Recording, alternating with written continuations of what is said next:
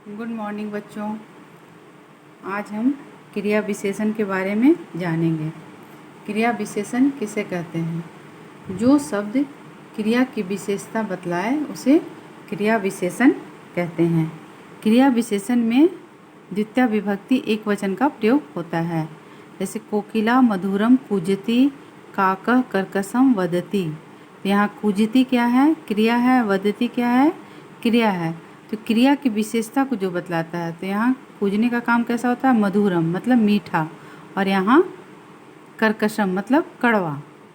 तो ये दोनों हमारी क्रिया की विशेषता को बतलाया जा रहा है कि यहाँ मधुर गाती है और ये कर्कश कड़वा बोलती है। तो ये दोनों क्या हो गया? क्रिया विशेषण। तो इसमें बराबर द्वितीय विभक्ति का एक वचन का प्रयोग होता है। इससे पहले हम लोग विशेषण के बारे में पढ़ चुके थे। अब आगे हम पढ़ेंगे कारक। कारक बहुत इम्पॉर्टेंट चैप्टर है संस्कृत का, इसको समझना बहुत ज़रूरी है। तो कारक किसे कहते हैं?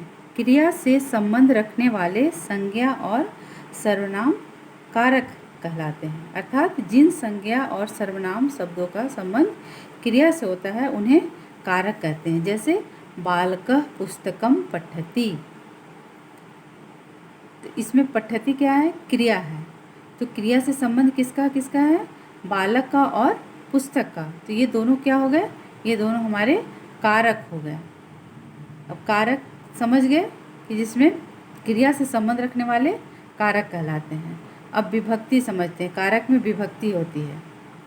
कारक और वचन के बोधक चिन्ह को विभक्ति कहते हैं। जैसे बालकः पुस्तकम पठति, यहाँ पुस्तकम क्या है? कर्म कारक है।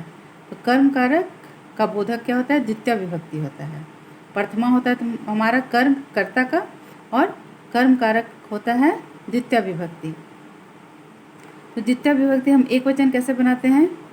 जो भी मूल शब्द है उसमें अम जोड़ देंगे तो वो हो जाएगा हमारा द्वितीय विभक्ति का एक वचन। जैसे पुस्तक, तो पुस्तक में हम अम जोड़ देंगे तो क्या हो गया? पुस्तकम।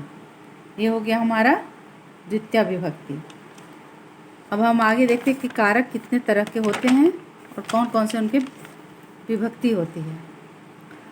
कारक हमारा जैसे कर्ता कारक, कर्म कारक, करण कारक, संप्रदान कारक, आपादान कारक, संबंध कारक और अधिकरण कारक। इसी को हम विभक्ति, कर्ता कारक का विभक्ति क्या होता है? प्रथमा, कर्म कारक का द्वितीया, करण का तृतीया, संप्रदान चतुर्थी, आपादान पंचमी, संबंध षष्ठी, अधिकरण सप्तमी।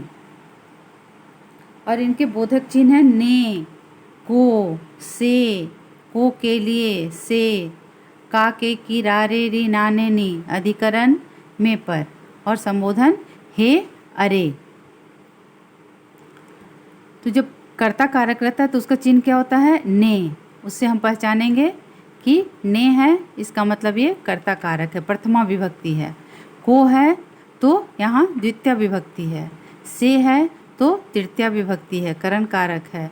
और को के लिए है तो संप्रदान कारक है, चतुर्थी विभक्ति। आपादान है तो से है और पंचमी विभक्ति।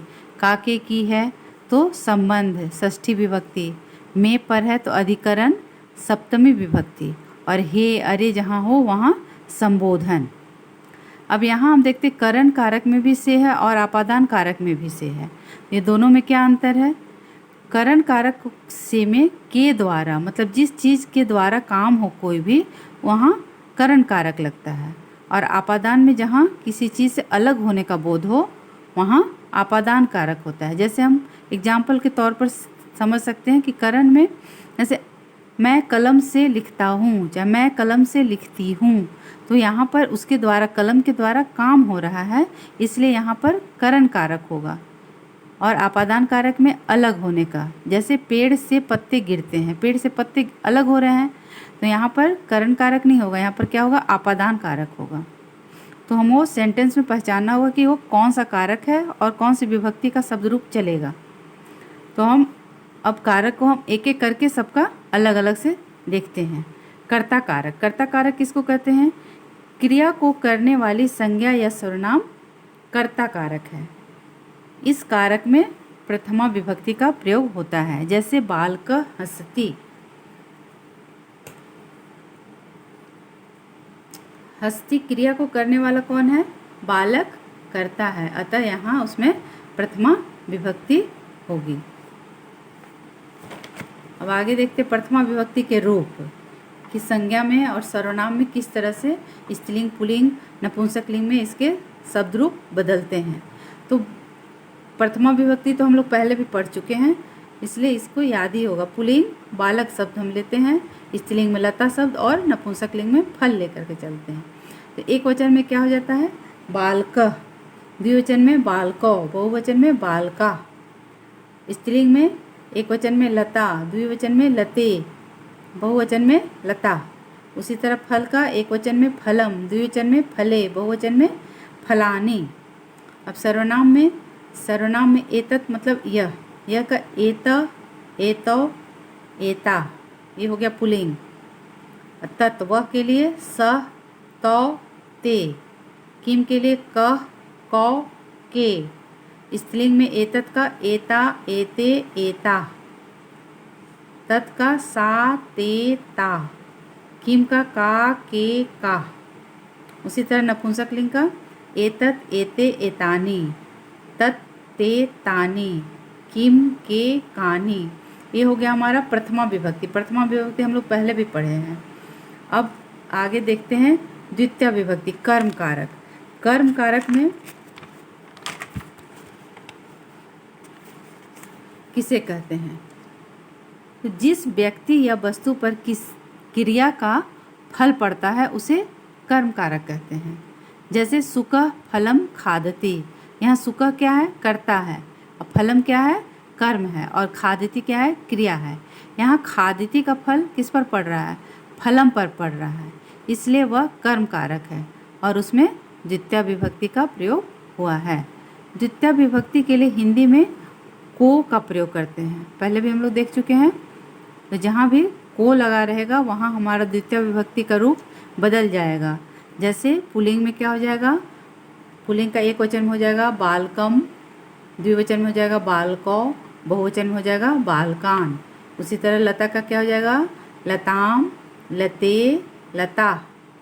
फल का क्या हो जाएगा? फलम, फले, फलानी। फल का उसी तरह से चलता है द्वितीय विभक्ति में भी। जिस तरह से प्रथमा विभक्ति में चलता है उसी तरह से नपुंसकलिंग का द्वितीय विभक्ति में भी उसी तरह से चलता है। अब सर्वनाम हमारा यह का देखते हैं।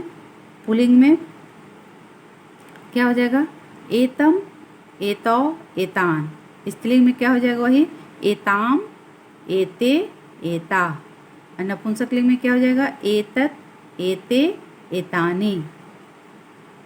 सब में लग गया। जैसे बालकम हो गया उसी तरह इसमें एतम, बालको हो गया तो क्या हो गया? एतौ, बालकान क्या हो गया? एतान। उसी तरह इसमें लताम, यहाँ क्या हो गया? एताम, लते, एते, लता, एता। यहाँ फलम, एतत्, फले, एते, फलानी, एतानी। इसी तरह वह के लिए क्या हो जाएगा? तम, तौ, तान। स्त्रीलिंग में ताम, ते, ता। नपुंसकलिंग में तत्, ते, तानी। जैसे किम के लिए भी उसी तरह से हो जाएगा। जैसे तम है तो उसी तरह से कम हो जाएगा, ताम है तो काम हो गया, तत् है तो यहाँ किम का ही उसी तरह से चलेगा। तो यहाँ हो गया कम, कौ, कान। जिस तरह से पुल्लिंग में चला तम, तौ, तान, तो किम का क्या हो गया? कम, कौ, कान। उसी तरह से स्त्रीलिंग में जैसे चला ताम, ते, ता, तो स्त्रीलिंग में यहाँ पर भी हो गया काम, के, का। यहाँ किम, के, कानी। अब हम संस्कृत में अनुवाद देख लेते हैं कि द्वितीय विभक्ति में कर्म कारक में किस तरह से बनाना होता है। जैसे राघव पानी पी रहा है, तो यहाँ पानी क्या हो गया? हमारा कर्म कारक है। तो यहाँ कर्म कारक जिससे राघव का क्या हो गया? राघवा। अब पानी का क्या हो जाएगा? जलम। तो हमारा नपुंसकलिंग में देखें कि जिस तरह से प्रथमा विभक्ति में होता है उसी तरह द्वितीय विभक्ति में भी होता है। तो इसका जलम ही हो गया। अब पीने का क्या हो गया? पिबती। अब राधिका गीत गा रही है, तो क्या हो जाएगा? राधिका गीतम गायति। सिंह मृग को खा रहा है। अब यहाँ पर मृग को, एक मृग है इसीलिए सिंह मृगम खादति। अगर मृगों को होता तो क्या हो जाता है यहाँ पर मृगान, जैसे बालकम बालकौ बालकान। तो उसी तरह यहाँ पर क्या, एक मृग को खा रहा है इसलिए सिंह मृगम खादति। गोपाल पुस्तकों को पढ़ता है। गोपाल पुस्तकानि पठति। पुस्तकों को है बहुवचन है इसलिए यहाँ पर पुस्तकानि हो गया।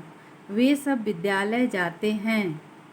वे सब का क्या हो गया, ते विद्यालय को मतलब हो गया, तो यहाँ हो गया विद्यालयम। गच्छन्ति। शिक्षिका बच्चों को पढ़ाती हैं।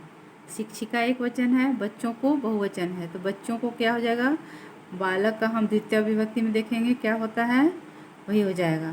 तो शिक्षिका बालकम बालकौ बालकान। अगर एक बालक रहता तो क्या हो जाता बालकम, तब क्या हो जाता शिक्षिका बालकम पाठयति। लेकिन यहाँ है बच्चों को बहुवचन, इसलिए हमको बहुवचन लगाना होगा। शिक्षिका बालकान पाठयति मतलब कर्म कारक का बहुवचन में, पुल्लिंग में। ठीक है, इतना समझ में आया।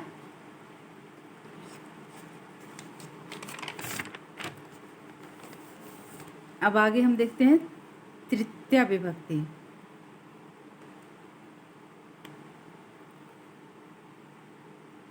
तृतीया विभक्ति में